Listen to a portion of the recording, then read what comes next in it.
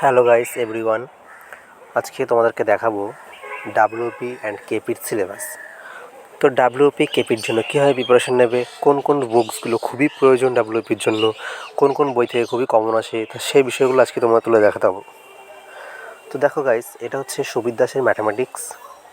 তো এই বইটা থেকে শর্টস ম্যাথের জন্য খুবই ইম্পর্টেন্ট, খুবই সহজে খুব শর্ট ট্রিক্সে এই বুকটি থেকে তোমরা ম্যাথ করতে পারবে। আর এই যে ম্যাথগুলো থাকে সেই ম্যাথগুলো খুবই কমন, ডাব্লিউবিতে বারবার কমন এসে থাকে।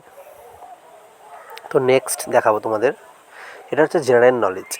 তো এখানে ইতিহাস, ভূগোল, জীবনবিজ্ঞান, ভৌতবিজ্ঞানের সমস্ত বিষয়ের শর্ট কোশ্চেন থাকে, বেছে বেছে গুরুত্বপূর্ণ তথ্য তুলে আছে এখানে, সেই কোশ্চেনগুলো খুবই আসে। তো দেখো গাইস, এখানে সেই মোটামুটি 1000 থেকে 1200টা পেজ আছে। তো প্রত্যেকটা চ্যাপ্টার ওয়াইজ এখানে করে দেওয়া আছে সাবজেক্টের।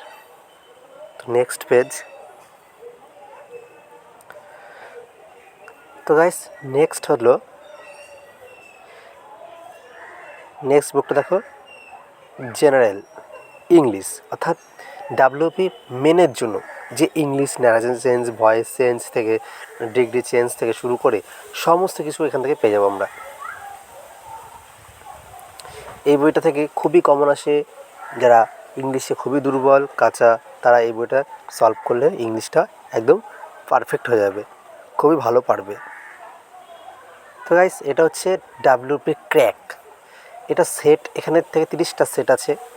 তো এই সেট দুটো খুবই গুরুত্বপূর্ণ, এগুলো কেপি আর ডাব্লিউপির জন্য খুবই গুরুত্বপূর্ণ, বারবার এসে থাকে। আমিও কমন পেয়েছি গাইস, তোমরাও পাবে, চেষ্টা করে দেখো।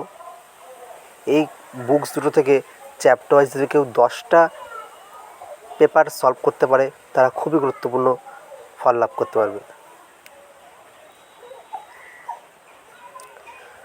তো গাইস, এটা হচ্ছে জিআই, তারা জিআইয়ে খুবই কাঁচা, তারা জিআই সলভ করতে পারবে এই বইটা থেকে।